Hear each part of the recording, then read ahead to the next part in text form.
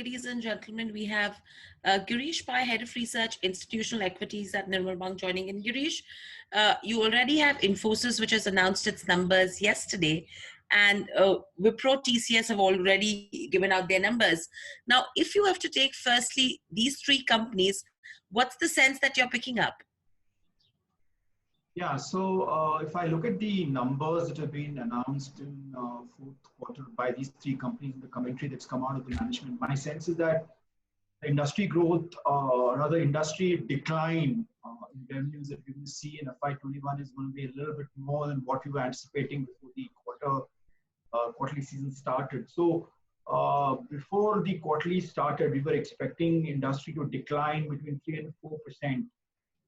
For the very first time in its history, so to speak, in FY21. I think that number will probably be lowered down to maybe between 5 and 7-8% as we go by. So the commentary has been fairly muted by all the three players, except for TCS, which kind of given us soft guidance that Q4 of FY21 is going to be looking like Q4 of FY20 in terms of both revenue and margins. The other three companies, the other two companies have not given any kind of guidance whatsoever. So Wipro used to give a quarterly guidance, it stopped that. Infosys used to give a annual guidance, it stopped that. And Infosys used to give it's been giving guidance for the last 20 years. So it's very dramatic that you had Infosys kind of stop giving guidance because they don't see visibility on growth going forward. So broadly, from an industry perspective, we think that industry should be down between 5 and 7% for FY21 in US dollar terms. Right. And, it's very interesting as to how things have changed, what's become or what probably could become the new normal as well, Girish, from here on, even for IT bellwethers. But, if you could just help us understand. Now, if you have to look at Infosys, TCS as well as Wipro, do you think that Infosys has been more realistic in not being really very positive or giving anything positive in terms of commentary versus what TCS has done? And they are not really expecting a V-shaped recovery. Yeah, so as I mentioned, Wipro has given no guidance whatsoever. Typically, they've been giving a quarterly guidance, so they didn't give a guidance for 1Q, saying that there is a lack of visibility. TCS, surprisingly, is a company which has not been giving guidance for many years now. So they come out and given a very soft guidance in the sense that they're kind of indicating a trajectory where, 1Q and 2Q are going to be down pretty substantially, and they're expecting a very strong recovery in Q3 and Q4, indicating like a V-shaped recovery. Whereas when you hear the Infosys management, they're not kind of indicating any such thing yesterday. They were kind of saying that things could be quite different from a V-shaped recovery. They're not sure whether it's going to be a V-shaped recovery or a U-shaped one, and how the bottom of the U is going to look like. So they're saying, it's very well known that we're probably in the early stage of the pandemic, and we could probably see multiple recurrences of lockdowns and stuff like that. So they're being slightly more realistic in terms of the recovery path, and to that extent, I would probably think that their view on how the trajectory is going to play out is probably a little bit more realistic. My sense is that TCS will have to revise its whole view on the trajectory of growth pickup sometime down the road.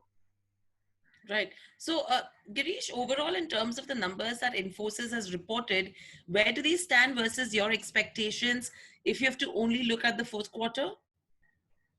Yeah, so the quarterly numbers are quite poor. So we were anticipating close to 1% in terms of quarter constant currency growth. And what they've delivered is a 0.8% decline. So versus a growth, they've showed a decline of about a 0.8%. So that's a fairly decent gap between what we were expecting and what the company delivered. So they missed, they themselves said that they had a miss of revenues of about 30 to 32 million because of the COVID-19 related issues, because they couldn't move people into work from home situation. And there was also some projects which kind of got pushed back and stuff like that. So they mentioned that COVID-19 led to almost like 32 million of revenue not coming through. So the quarter per se wasn't too great from a margin standpoint too, because the revenues didn't come through. There was an impact on margins also. The margins came in lower than what I was anticipating. So I was looking at a flat quarter-on-quarter number of 21.9% in EBIT margins. It's coming at 21.1, so it's almost like 80 basis points lower than what I was anticipating. So various factors. Primarily, it is to do with the fact that the revenues didn't come through. The 32 million that the revenues we talked about didn't come through. Right. Now, if you have to take all of this into consideration, Girish, even for IT budgets of companies, I don't think so. We will see that quicker pickup that could happen as well. Probably, uh, say, in the last quarter of FY21 is where we could slightly see green shoots. Do you agree with something like this? And if this is going to be the situation, are we expecting growth to return back to the IT sector probably only in FY22?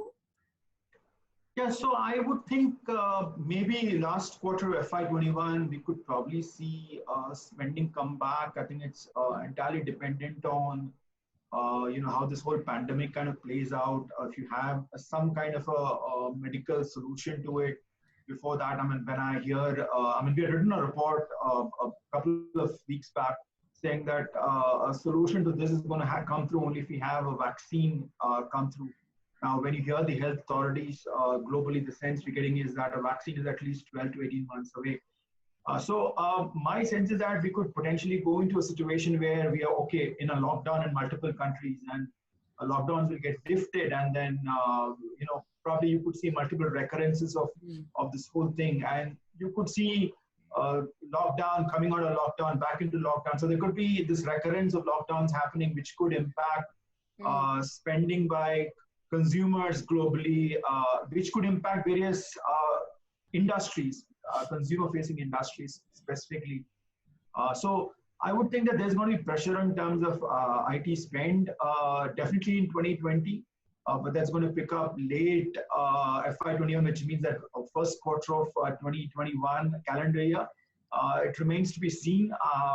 If we don't see a recurrence, a situation where we actually go back again after lifting of the lockdown, again back into a serious lockdown, I would probably think we will probably see some of the spending kind of come back in the first quarter of next calendar year.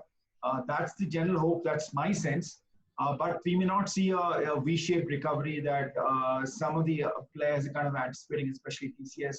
So broadly, those are my thoughts in terms of recovery. But I think that if we do have a medical solution, we'll probably see IT spend come back whenever that is. I think the medical solution is the big point here. Right. And with this, what's the sense that you're picking up, especially on the hiring front? Because yes, even TCS, Infosys, both of them have come out and said that they would be honoring at least campus recruitments. However, all of them are suspending fresh hiring, probably hikes and promotions as well. What do you make of this? Because do you think this will continue for longer, and will this have any impact on business? So from a hiring perspective, I don't think there's going to be so much of an issue. I see volumes aren't going to grow in a material way this year, because if you're expecting companies to deliver revenue declines of between 5 and 6-7%, of course there is a pricing component to it, but I don't think volumes are going to grow very much. So I don't think the companies need not recruit people if they don't want to. Which is what they've kind of indicated. So there is a hiring freeze across various companies. All the three companies have kind of indicated hiring freezes. They've said that they will honor the campus recruitment offers that they've made. Probably that has to do with the pyramid structure that they want to kind of build out. So the younger recruits are going to lead to lower employee costs for the companies in general. So that's going to help out in terms of the mix of employees. So what has happened is that the increments and the salary hikes and bonuses and all that, variable pay, all that is gone out of the window.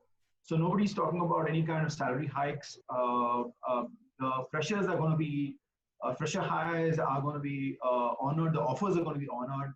There is a hiring freeze right now. Looks to me there could be a little bit of a higher, involuntary attrition. There could be, my sense is that the filters in terms of performance-related attrition could probably be raised, which could mean that you could probably see slightly higher involuntary attrition at some of these companies going forward. Right. And overall, if you have to look at the different verticals as well, Girish, yeah, I mean, we understand financial services contributes the maximum. But in terms of growth, you are seeing good growth coming in percentage terms. If you have to see from life sciences, probably something from utilities, transport.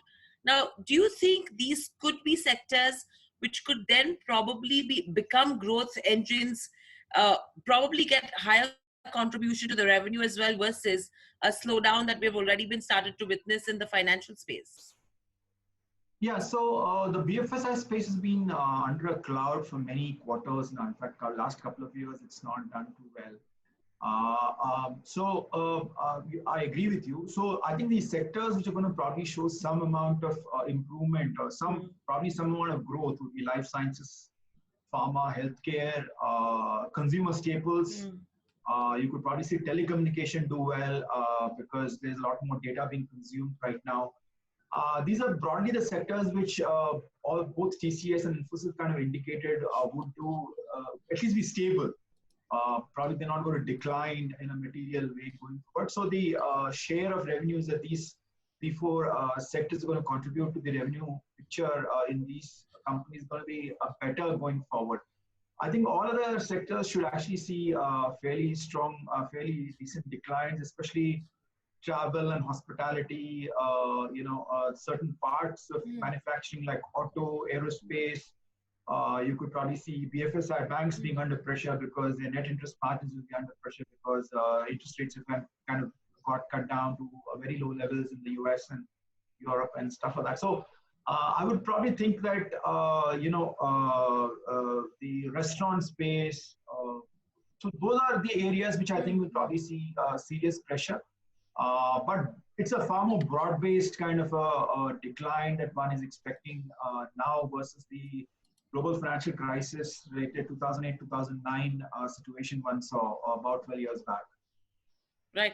And in terms of geographies, Girish, do you think India could come to the front run right now? Because if you see what's happening globally as well on the back of COVID-19, I think India across categories is still somewhere well insulated as of now because we've not seen the numbers peak yet. There is an expectation that the cases could peak in the month of May or probably in the in the first 2 weeks of June. But if you have to see what the impact has been in terms of Europe, what's happening in the US, is there a possibility that in IT companies will start looking at India as a focus point as well? And taking this into consideration, you will see a lot of captive acquisitions that could be happening. No, so I think the India exposure is true with the business that some of these companies are doing for the government and probably to do with some of the private companies, private Indian companies that they're working for. So the exposure there's a very, very small. I think they're typically 2, 3, 4, 5% of the max. My sense is that that's not going to move the needle very much from a growth standpoint for any of the companies. So yes, you're right that India is slightly more insulated to that extent. We'll probably see better growth here, but then that is not going to, as I said, that's not going to make a difference to the companies per se. I forget the other point you asked. What is the other question? Yeah, no, my other point was with regards to where will companies start, I mean, will IT companies start focusing on India as a location then? So that has always been the case. I mean, India has been the delivery location for most of these companies. These are India heritage players. Yeah, the question you wanted to ask was about captive centers. Yeah. So when you hear a management commentary of TCS and Infosys, what you do hear is that all of these players are talking about market share gain and vendor consolidation. So typically when you go through a crisis, customers tend to consolidate vendors.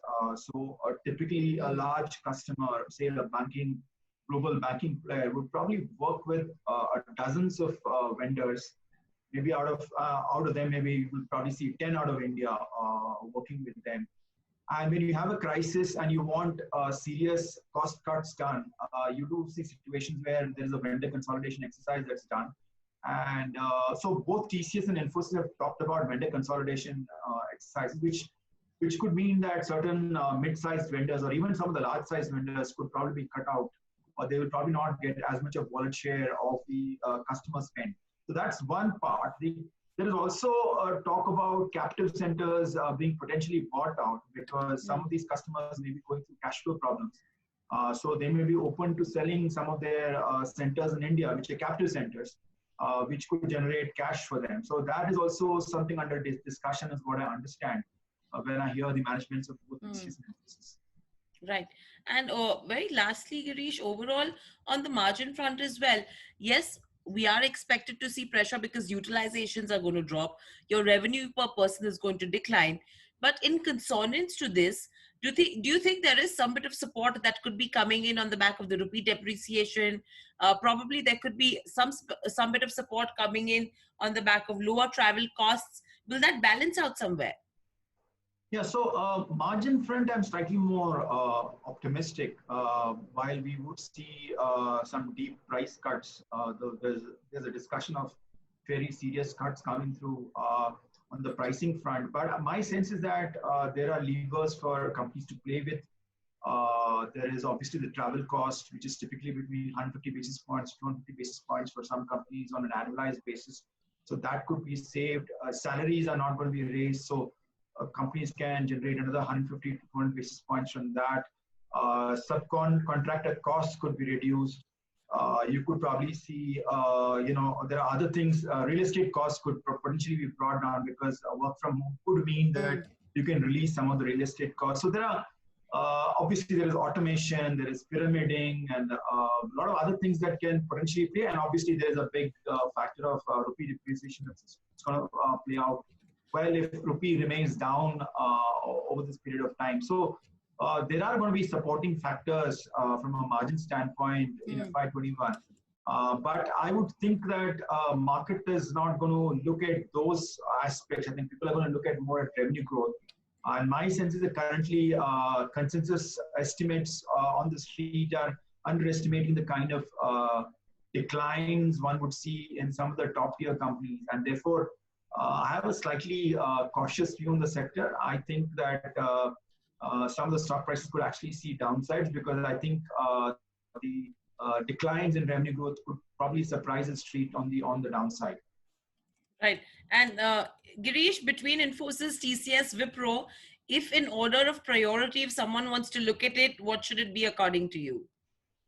See, if you take I don't have a positive view on any of these right now. So if you were to take a 2 to 3 year view, I would probably think that, and if you want to take exposure to the sector, I would probably think TCS, Infosys, Wipro in that order would probably be the way I would probably play the sector. Right. All right, Girish. Pleasure speaking to you. Thank you for giving us that holistic view for Infosys as well as the IT sector as a whole. We will come back to you once the earnings season also wraps up. Thank you very much. Thank you.